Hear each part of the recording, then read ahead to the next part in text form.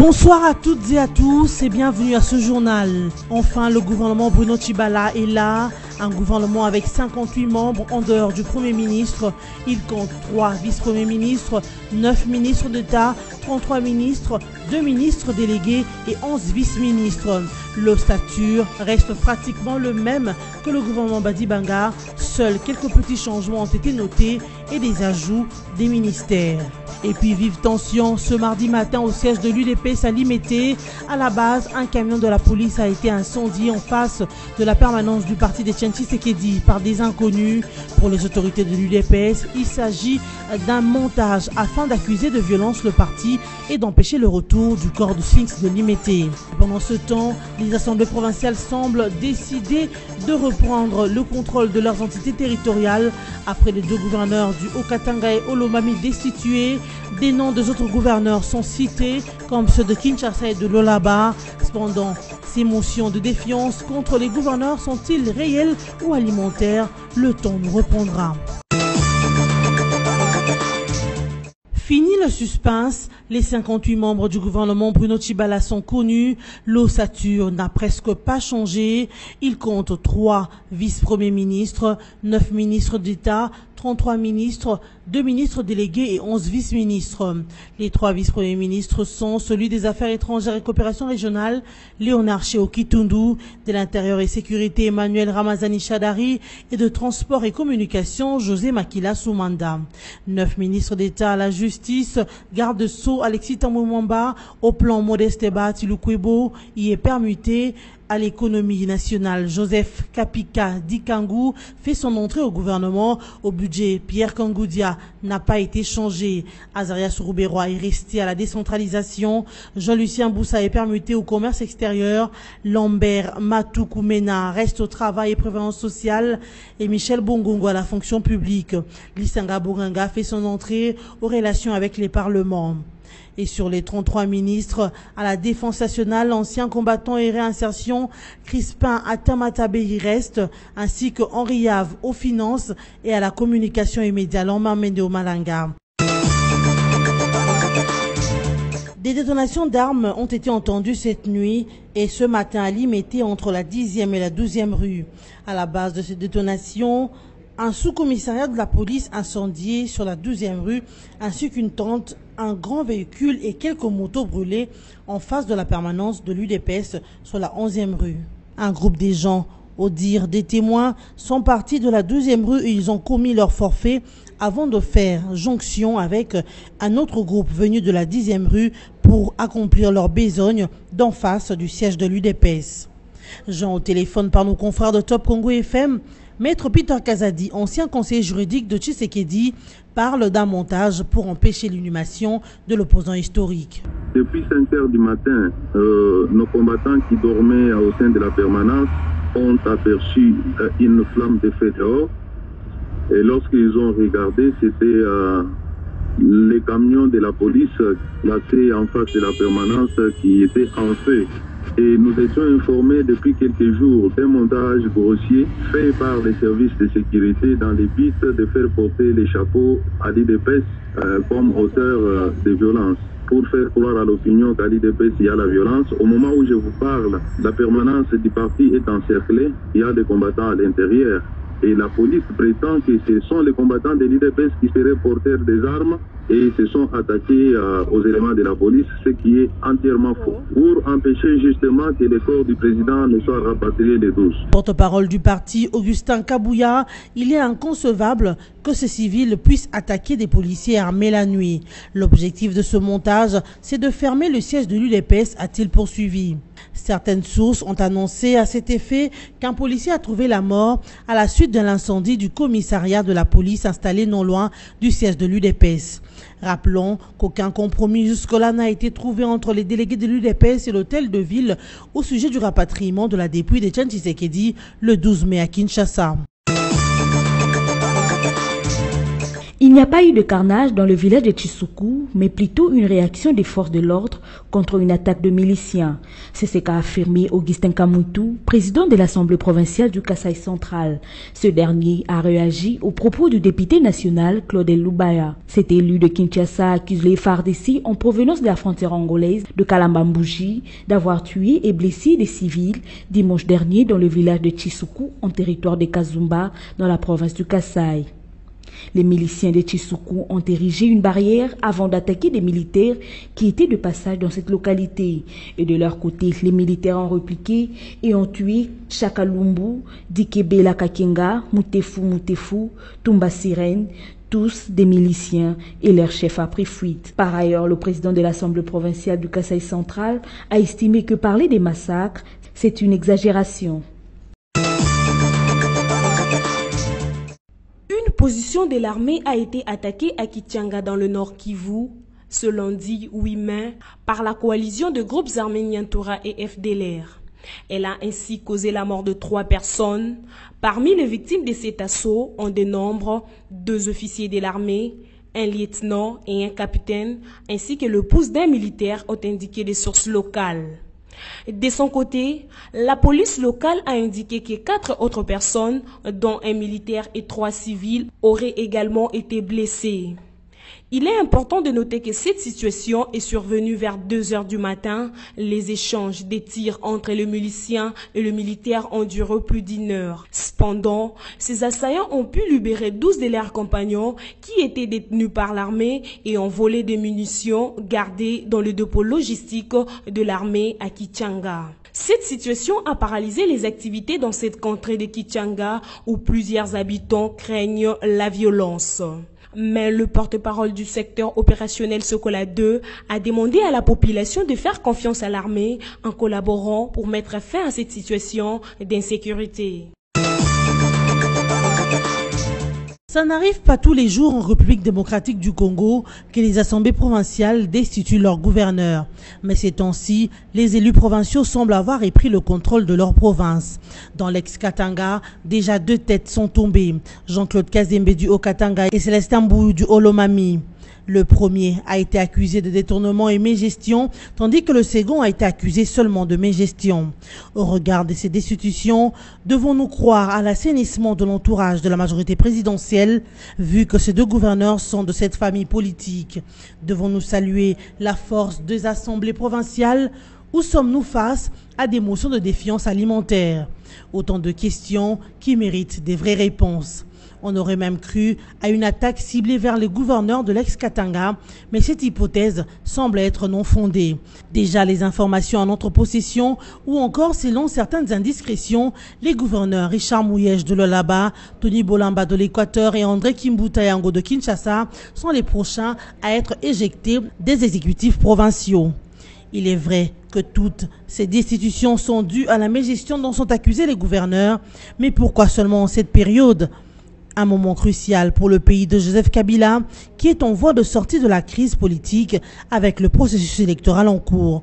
L'avenir nous en dira plus. Après l'élimination de la droite au premier tour et la victoire d'Emmanuel Macron à la présidentielle française, le Parti républicain français serait au bord de l'implosion. Une possible fracture entre la droite dure et la droite modérée pourrait intervenir avant les législatives françaises. Cela si Emmanuel Macron nommait une figure de la droite à Matignon, alors que le pari de républicain est de remporter la majorité à l'Assemblée et imposer une cohabitation au nouveau président. Une revanche qu'espère prendre la droite aux législatives de 11 et 18 juin prochain. Il y a d'une part ceux qui se préparent à passer du côté d'Emmanuel Macron et se voir exclus du parti, comme l'ancien candidat à la primaire Bruno Le Maire ou le maire du Havre Édouard Philippe. Et d'autre part, ceux qui veulent rester sous les couleurs du parti, le républicain, tout en étant prêts à travailler avec le nouveau président au sein du nouveau groupe à l'Assemblée. Par contre, Laurent Wauquiez et les sarkozystes font tout pour que le républicain soit le grand parti d'opposition du nouveau président. Ce, d'autant plus qu'en vitrine, tout est fin prêt et qu'un nouveau projet tourné vers le classe populaire devrait être présenté ce mardi. Après plus d'une trentaine de minutes d'attente, le match de Saint-Pé Renaissance n'a pas eu lieu lundi 8 mai au stade des Martyrs. À la base, un groupe de supporters ont arraché les piquets de coin des corners pendant que les joueurs de deux équipes étaient sur terrain. Le commissaire au match Emery Lokela ainsi que les arbitres Ango Vabongo, Martsa Kobo, Ngalamouloume et Chimanga Kabeya ont appelé les capitaines des deux clubs pour qu'ils signent le rapport qui sera remis à la Ligue nationale de football. De son côté, le secrétaire général de la Lina Foot, José Condé, dit attendre les rapports des officiels du match pour prendre une décision. Toutefois, la FECOFA qui a promis de siéger à ce sujet n'a jusque-là pas encore donné son avis. Pour rappel, c'est dans le cadre de la 6e journée des playoffs du championnat national de football qui devrait avoir ce 8 mai la rencontre entre des Saint-Pé et Renaissance. Mesdames, Messieurs, voici l'ossature de ce journal. Enfin, le gouvernement Bruno Tshibala est là, un gouvernement avec 58 membres en dehors du Premier ministre. Il compte 3 vice-premiers ministres, 9 ministres d'État, 33 ministres, 2 ministres délégués et 11 vice-ministres. L'ossature reste pratiquement le même que le gouvernement Badibanga. Seuls quelques petits changements ont été notés et des ajouts des ministères. Et puis vive tension ce mardi matin au siège de l'UDPS à Limete. À la base, un camion de la police a été incendié en face de la permanence du parti de Etienne Tshisekedi par des inconnus.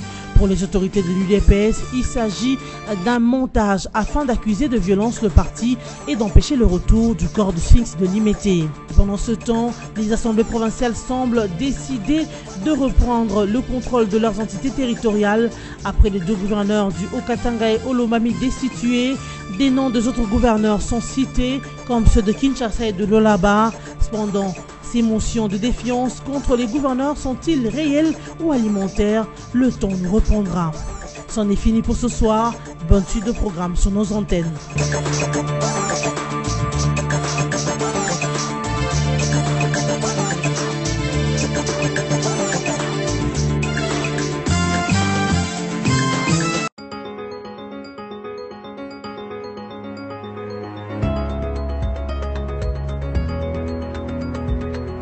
Bienvenue à tous et merci de nous rejoindre pour suivre la revue de presse du journal paru en ligne ce mardi 9 mai 2017, sélectionné et résumé pour vous sur BSC TV. Recourons au site d'information Forum des As en ouverture de cette revue de presse qui titre « Après l'inattendu Laurent Désiré Kabila en 1997 et la surprise Kabila Junior en 2001, y aurait-il un Macron en RDC ?» La page de l'élection présidentielle en France est désormais tournée. Après François Hollande, voici Emmanuel Macron à l'Élysée. La vérité, c'est qu'une année avant le vote, personne ne pouvait imaginer qu'un certain Emmanuel Macron allait conquérir le très prestigieux fauteuil de l'Élysée par la voie de urne. Le moins que l'on puisse dire, c'est que de nombreux analystes pariaient sur le grand nom de la politique française, comme le gaulliste Alain Juppé, le conservateur François Fillon avait suppité, soit autour de François Hollande qui serait candidat à sa propre succession, soit François Fillon. Hélas, voilà que le peuple français a souverainement hissé Emmanuel Macron au plus haut sommet de l'État. Un véritable outsider, mieux, un homonous ou presque qui a déjoué tout le sondage au point de coiffer tout le monde sur le poteau. Au-delà du triomphe de Macron en France, les friands d'analyse comparative trouvent des similitudes entre ce qui s'est passé en France et l'histoire récente de la politique zaïro-congolaise. Quand éclate la rébellion de forces démocratiques de la libération du Congo contre le régime de Mobutu en 1996, en tout cas, personne ne pouvait s'imaginer qu'un certain Laurent Désiré Kabila prendrait le pouvoir à Kinshasa, là où tous les seigneurs de la politique étaient tapis dans la capitale, y compris les généraux dits de l'opposition. En 2001, quand le tombeur du marshal Mobutu est assassiné, personne ne pouvait non plus s'imaginer qu'un Kabila Junior succéderait à son géniteur. Si nous étions en France, les cas de Mosé Laurent Désiré Kabila et Joseph Kabila seraient comparés à celui d'Emmanuel Macron. La comparaison devrait peut-être s'arrêter là. Depuis décembre dernier, les Congolais savent que toutes les institutions du pays sont désormais fin mandat. Depuis, le deux camps jouent à une sorte de discrétion qu'impose le marketing politique. En pareille circonstance, stratégie oblige. Cependant, compte tenu de toutes ces réalités précédentes, plus d'un Congolais se trouve en droit de se demander s'il y aurait un troisième Emmanuel Macron en République démocratique du Congo qui surprendrait tout le monde. Poursuivons cette revue de presse avec les sites d'information radiocapi.net qui note à sa une Augustin Kabouya, l'UDPS n'acceptera jamais que le corps d'Etienne Tshisekedi soit inhumé à l'extérieur. Augustin Kabouya, chargé de la communication de l'UDPS, révèle que le gouvernement congolais aurait pris une mesure interdisant à la compagnie aérienne contactée par l'UDPS pour rapatrier la dépouille d'Etienne Tshisekedi de l'amener à Kinshasa.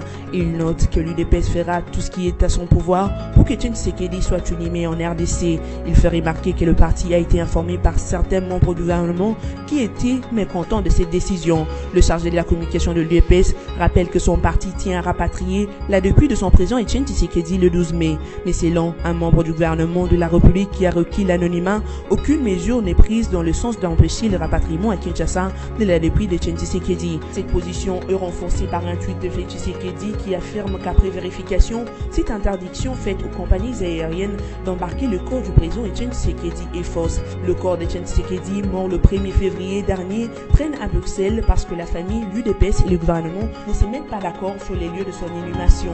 Monseigneur Gérard Moulumba, jeune frère de Etienne Tshisekedi, avait affirmé que la famille s'est rangée derrière la position de militants de l'UDPS qui estiment que l'endroit ne convient pas pour l'inhumation de la figure historique de l'opposition congolaise. L'UDPS tient à inhumer son président au siège du parti et à lancer les travaux de construction du mausolée en son honneur. Le gouvernement de la RDC avait exclu, au cours d'un conseil extraordinaire de ministres, l'option d'enterrer Etienne Tshisekedi dans un site urbanisé et habité. Bouclons cette revue presse avec les sites d'information Groupe L'Avenir qui rapporte après une matinée agitée, le calme revient à Limete. La situation s'est normalisée à Limete. Dans les périmètres du siège de l'UDPS, indique le confrère. Le poste de police situé devant la permanence du parti d'Etienne Tshisekedi a été réduit en cendres. Deux inconnus auraient également mis le feu aux tentes abris de forces de l'ordre sur les lieux. Les débris d'un véhicule de police calciné jonchent encore le sol sous le regard des curieux des anonymes. Entre 4h et 6h, la circulation était perturbée entre la 11e et la 12e rue.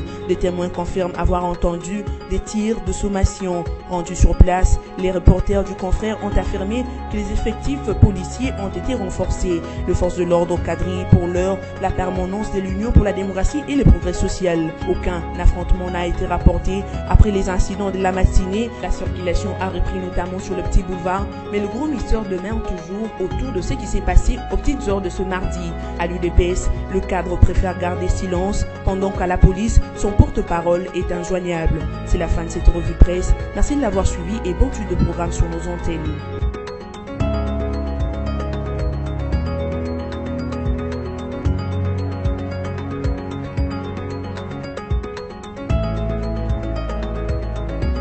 Congo Panorama, votre magazine d'actualité, est à nouveau dans vos bacs avec son numéro 23. Découvrez l'actualité dans toute sa diversité. Coopération et diplomatie, Kanché au Kitundu démine et réchauffe les fronts diplomatiques. RDC Liban, Joseph Kabila et le général Aoun veulent relancer la coopération. Passeport biométrique en RDC, une réalité confirmée. ISC, le nouveau comité de gestion modernise.